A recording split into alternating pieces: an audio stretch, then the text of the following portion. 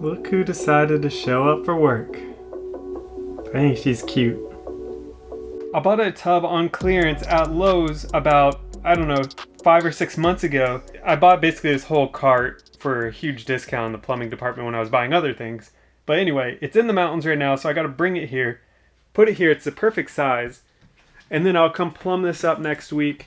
I'm gonna have to rebuild a little half wall here because they don't make corner tubs really like this. I see them in pictures everywhere, but I can't find any to buy that aren't $1,200. You know, a corner tub where it's all acrylic or metal or whatever. Because I don't want a wall here, I want it to be really thin. And I would have corner glass going on it, you know, the whole thing. But I just can't find it, so I'm gonna have to build a little half wall about so high. I'm gonna tile it on this side. And then there won't be any glass above it. It'll be open and that's where the shampoo and stuff will be. So the good thing about that is I won't have to build a cubby anywhere on this wall. I'm gonna have to apologize to my neighbors for leaving all this junk out all the time, but I've hid it behind the retaining wall because the road's up there. Right? That's nice, right? I'm in the mountains right now and here's the tub. I carried it from all the way down there in the crawl space by myself because it's impossible to get work up here. I'm gonna be trying to lift this into this truck.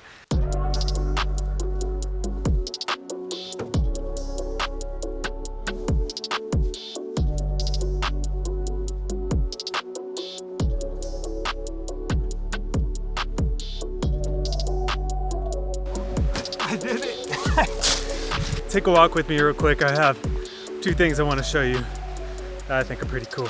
Just down past my truck, we got the water raging down here, and there's our house. I mean, just imagine a hot tub right there and some string lights overlooking this bad boy, especially in the winter and the snow is all here. Then you got the waterfall across the street over here. Pretty cool. All right, let me take you to the other side. It's called Twin Creeks for a reason. The other creek is right here, running on the other side of our property. So we have the big creek, then we got this little creek right here. But look at the fall colors, and it's just absolutely beautiful. So between all of our properties from the mountain to the lake, I think even if nobody else rents them out, I'm gonna love all the vacation time I get to spend at them. I call it vacation time yet, I'm always working when I'm up here. It is a cold day today. I'm back from the mountains and apparently I brought the cold with me. It was 30 degrees last night and it hasn't been like that all year. Today is Friday though. I skipped Thursday and then Wednesday I was on the mountain, right? So I do have sheetrockers coming in today again to just double check the, everything that's going on, give me a final supply material list so I can go and buy it myself and then bring it here, which I like, so that way I don't have to pay them anything up front for labor. So I pay for the materials, and so I know how much exactly that is.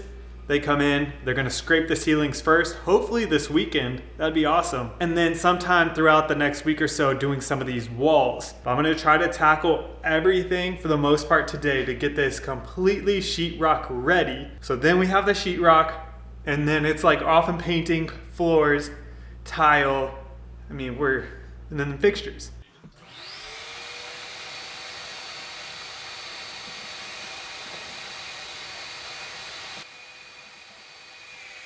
I ripped off a 2x4 that used to be on this back wall here dividing the shower from the toilet area. Right, so I took this out and we're gonna be pretty cramped in these bathrooms. Vanity over here, toilet behind me.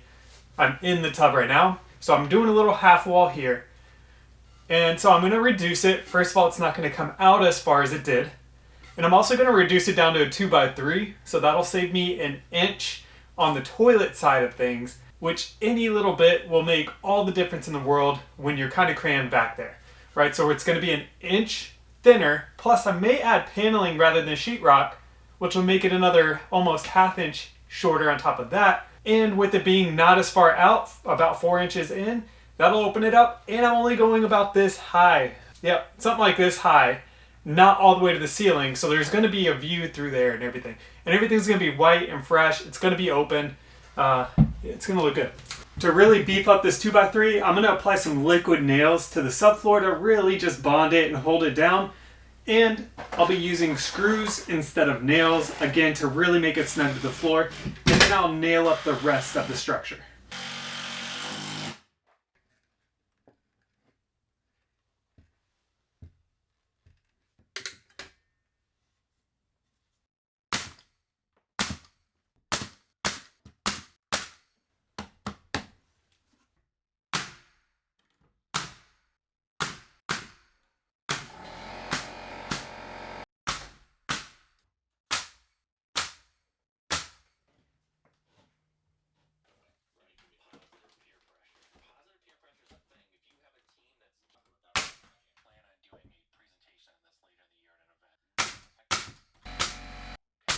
That's it for this wall for today.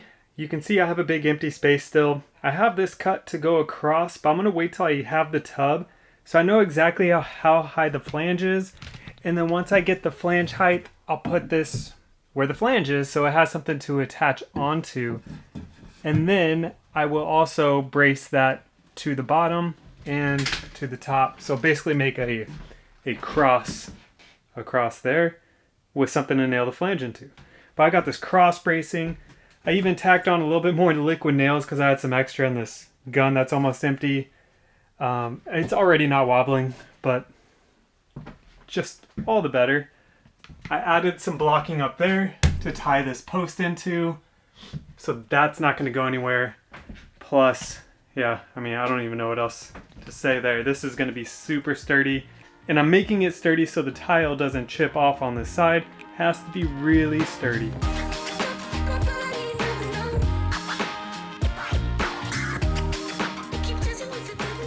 Alright, so the reason why I went all the way to the mountain, oh, I'm out of breath. This is normally $330. Again, it's metal, it's not fiberglass, acrylic, it's metal. I got it for way less than $150. The guy sold me this entire bathroom cart for like 40 bucks. And so it came with this tub, a mirror, all kinds of things. 2 undermount faucet, sinks, bowls, whatever. So this is what I was talking about in my saving money on your Airbnb video. If you go to Lowe's enough times, you can find some sweet deals like this. That's over $400 or $300 in savings, really, if you include all the other stuff I got. Now that I've dry fit this tub in here and see that it fits in all the different sides, what I'm going to do is mark the wall back here, the studs on the back wall, and then I need to place a ledger board there to rest this on, almost like a sill or a shelf. So this front of the tub is obviously resting on, footers and this wall here, but on the back side it's hollow. So you need a 2x4 to go across the studs, and that'll hold that side up so it won't be rocking whenever you're walking in the shower.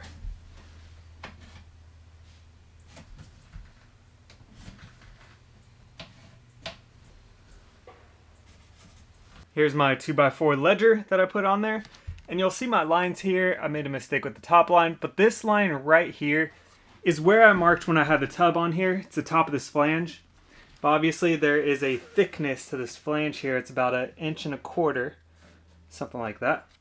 So I put this 1.25 inches lower than that flange, so that spacing, this edging will be right there, and it'll ultimately rest on here. For some reason, for a second, I thought it was 1.5 inches higher, but that wouldn't make sense. So that's it. And I made sure this was level once again, and it goes all the way across. We're good. And the only other thing really I'm gonna do before I install the tub is my 30-inch line right here. The edge of the tub is here. And there's no stud, which isn't a big deal. But if I ever wanted to put a glass shower door, sliding door, I don't want to just fasten it with sheetrock screws or cement screw, whatever. I want to actually mount it into a stud, again, if I ever do that. So I will be adding a stud right in there.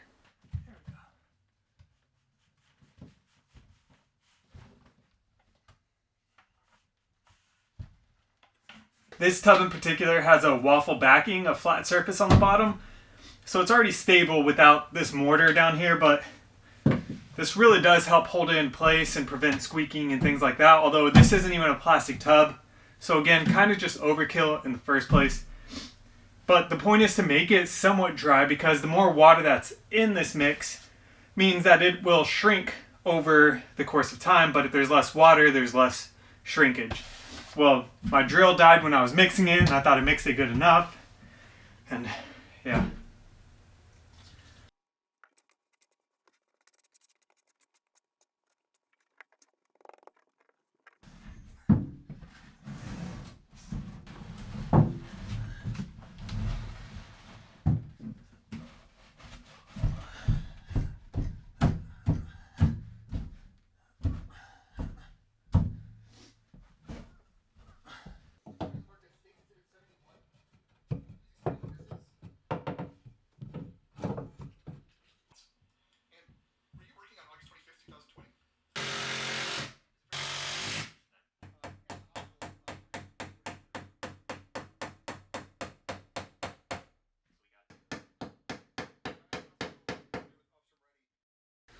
If you're wondering what I'm doing with this flashing tape here, I'm actually applying it across the ridge or the flange of the tub, because you actually put the cement backer on top of the flange, meaning directly above it, not on the face of the flange. Otherwise you bow out your cement sheet and then tiling and everything else becomes bowed out.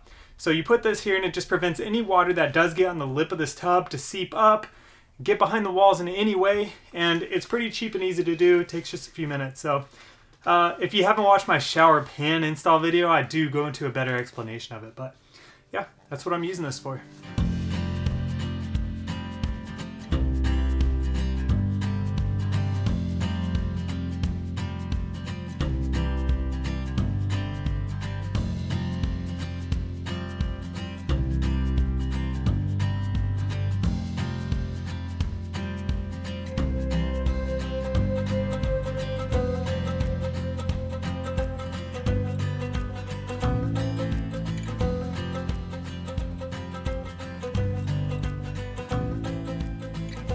I moved my vanity light over from the far window over to here in the middle, and that gives us a lot of room on the floor to where, you know, the tub is, the location here really sucks. The tub is in the middle of the bathroom and then the toilet. So the vanity I have to kind of scrunch over here, and the toilet actually sticks out farther than the bathtub, so the vanity's going in front of the bathtub. I'm going to get a haircut to start my weekend off on the right foot, and then the rest of my videos, you know, more production value, right?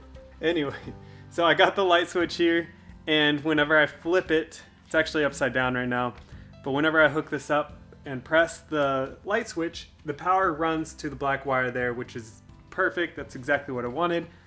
And the power continuously runs to the outlets I have over here, which is not dependent on the switch itself, which is exactly what you want. You don't want to have to turn on a light to make the outlet work. I also have, so I have my fireplace outlet behind the stud running to my TV, which we've done before, but now I have the TV running to an outlet hidden way over here in the corner, and that's where my router will be, because you can also see my internet cable here, which I've ran through the attic myself, because apparently the company I went with doesn't actually drill holes and stuff anymore. They just, I don't know. Right now it's running through a window, whatever. So I have it right here so I can hook up my router, hidden in the cubby, nice TV with no visible wires once the sheetrock's on, and then the beautiful fireplace.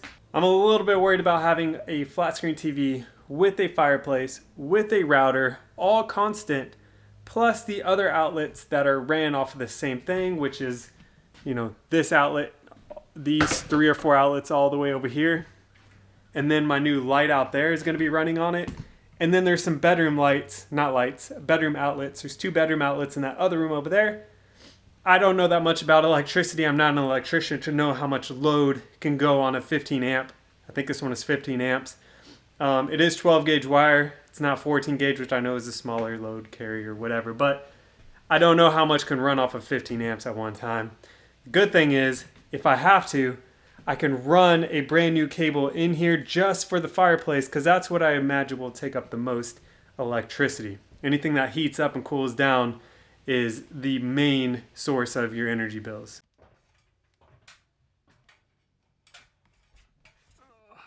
This outlet here is not working. The power that's coming from here goes to another bedroom where 2 outlets aren't working, and I can't figure out how to turn this on. So I've taken power from the light here. You can see my other black wire there, and my other neutral, my other ground, to where my light will be. And then it continued power over to here where this new outlet is. So I'll take that outlet out, just put this one, but it's gonna be a GFCI eventually because I'm gonna have water, a vanity here. Yeah, and then just take this out completely. Probably leave the wires in here, cap them off, so I don't just have a loose dangling wire back here for when eventually the wire does turn on. Tessa is going out of town tonight, so I gotta be home so we can do a vehicle swap, and then I can go pick up the kids. Car seats are in her car, not mine. Thanks for watching another week at the Lakeside Bungalow. Yeah, I'll see you guys on the next video.